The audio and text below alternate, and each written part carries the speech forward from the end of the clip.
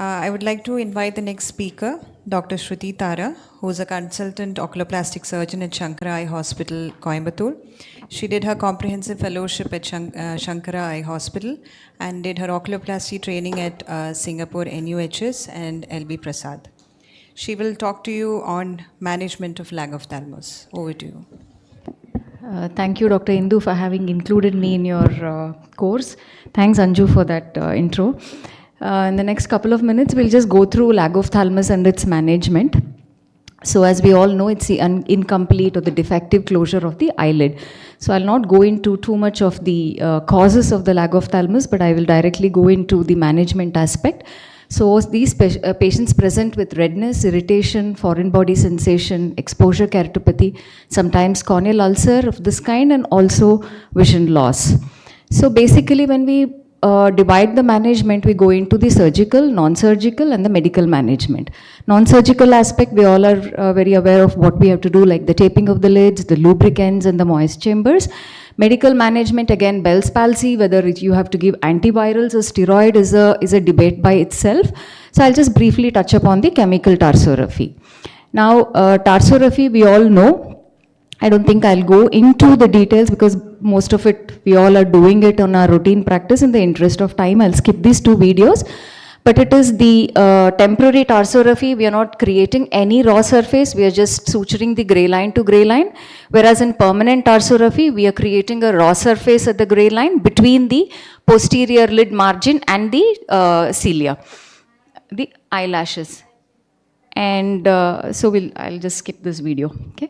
So now with chemical tarsorrhaphy, we are using the botulinum toxin type A. So what we do here is we mix the botulinum toxin. It comes in a 50 unit vial. So we dilute it with 2 cc of normal saline. That gives 2.5 units in 0.1 cc. And that is injected into the levator. Okay. So what we do is like double evert with the DMARS retractor and inject it into the levator transconjunctivally. So you get the conjunctiva, you have the Muller's, and behind that is the levator. So go a little deep behind the Muller's muscle and you can inject it in 2 to 3 points of 2.5 units and 0.1 cc, and this is the kind of droop that you can expect. So tarsorrhaphy is not a bad procedure per se, but when indicated it is really good, but it is good to know the alternatives. And not all Lagophthalmos needs tarsorrhaphy, and tarsorrhaphy is usually synonymous, they say lateral tarsorrhaphy. No, tarsorrhaphy can be positioned wherever you want appropriately as per your needs. Now like this patient, she has had her tarsorrhaphy done. It's a single procedure done, which is really insufficient. You can see they have done a tarsorrhaphy, lateral tarsorrhaphy, and you can see the amount of Lagophthalmos she still has. She's got no bells. So a single procedure may be insufficient in certain patients. So what do we do for these kind of patients? And we can do a lateral tarsal strip. This is a very basic procedure most of the oculoplasty surgeons do. Here if you can see that there is a droop and all that. So I have done a brow lift, but I'm not going to go into that. So lateral tarsal strip is we inject. After injecting, you do a canthotomy, cantholysis, and after that that's a canthotomy, cantholysis, and you fashion a tarsal strip. That is what you do is you divide the anterior and the posterior lamella and create a strip of the tarsus. And the excess tarsus is excised. And this is with a double-armed suture. You anchor it to the periosteum. Now, where you anchor to the periosteum is very important. You have to anchor it at the lateral tubercle. That is, you go 2 millimeters behind the rim end, and then you have to fix the tarsus.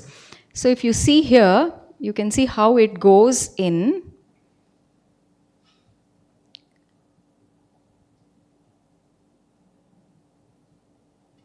So I'm taking a bite at the rim.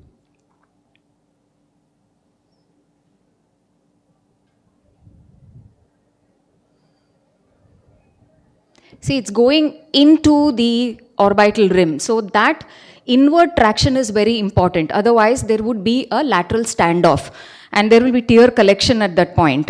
So once you tighten that, excess skin is removed.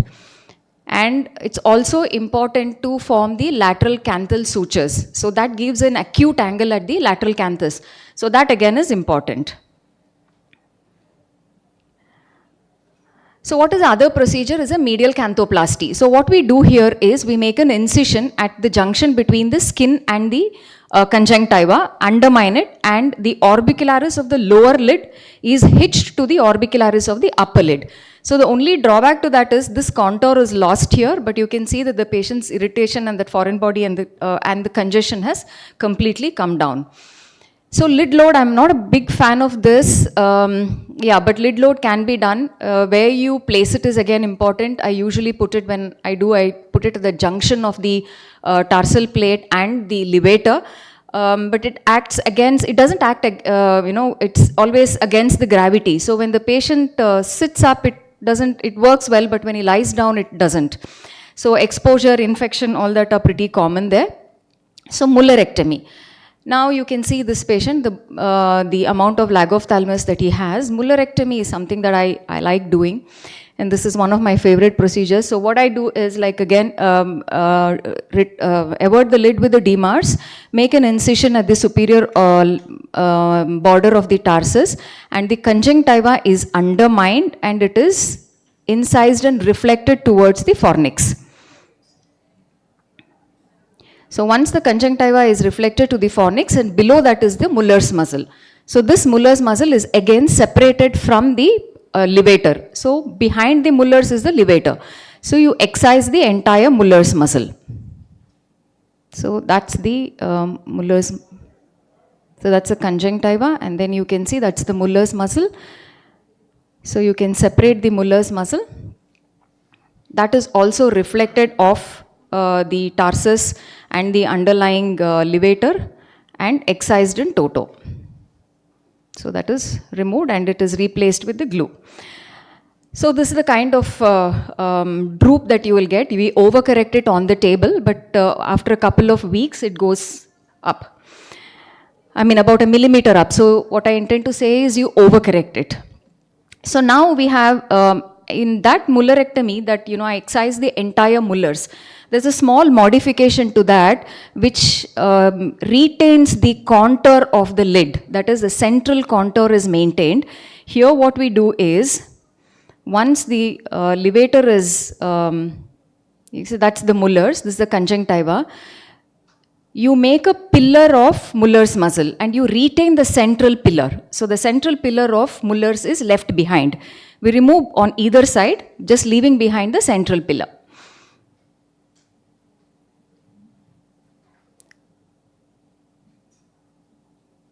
So the two strips on either side is removed, only the central is left behind, so that adds to the contour. It gives that, that nice curve to the lid, to the upper eyelid. So again, this is closed with the glue. Now thermoplasty is something that it has been explained and done a couple of times. Here what we do is we do a carunculectomy, and the Horner's the muscles which are there are like below the horizontal portion of the canaliculus is cauterized, deep cautery is done, and you hitch this. So that's where the suture track will come out, and I'm just marking with that. The medial most portion of the tarsus is tacked with a double-armed suture, and through the caruncle you come out. So both these raw surfaces are brought together and it's hitched higher up. We're just doing in what I found in this is a slight recurrence, but it comes down, but that integrity is maintained. You can see that this is how it goes under the upper eyelid, and once the suture is like, the suture track keeps it in place and the medial canthus is retained. So no need to remove the stitch. So you can just leave it there. And so this patient had his brow lift done elsewhere and medial tarsorrhaphy was done, but still the patient had a residual Lagophthalmos. So what we did a lateral tarsal strip, medial thermoplasty, upper eyelid blepharotomy, lower eyelid spacer, and a limited mid-face SOOF lift was done. So this is the kind of closure that he got. He's doing well and the cornea recovered well. So blepharotomy. So what do we do with the blepharotomy is like a graded blepharotomy. So this is fairly simple procedure. Through and through blepharotomy is done. So the skin, the orbicularis, and above the tarsal plate. It is done at the level of the tarsal plate. So a through and through, it is incised.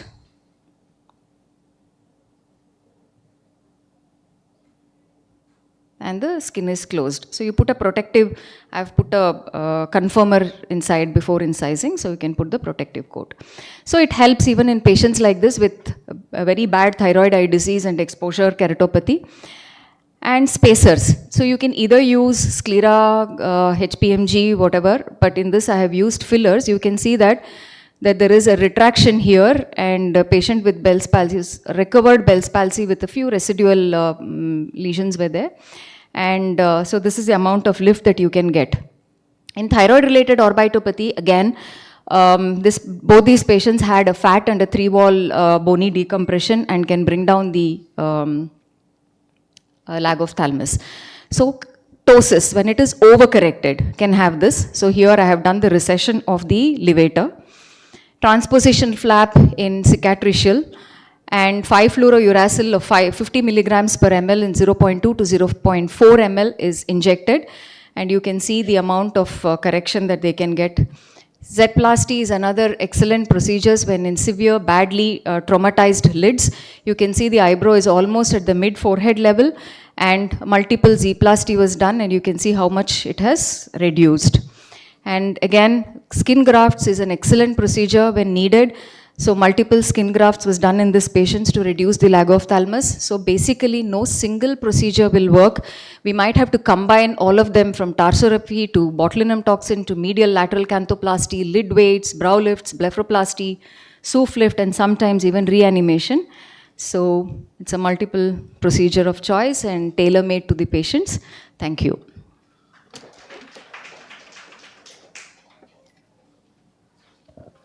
Thank you, ma'am, for that excellent presentation. It was, the topic has been fully covered in the very span of time.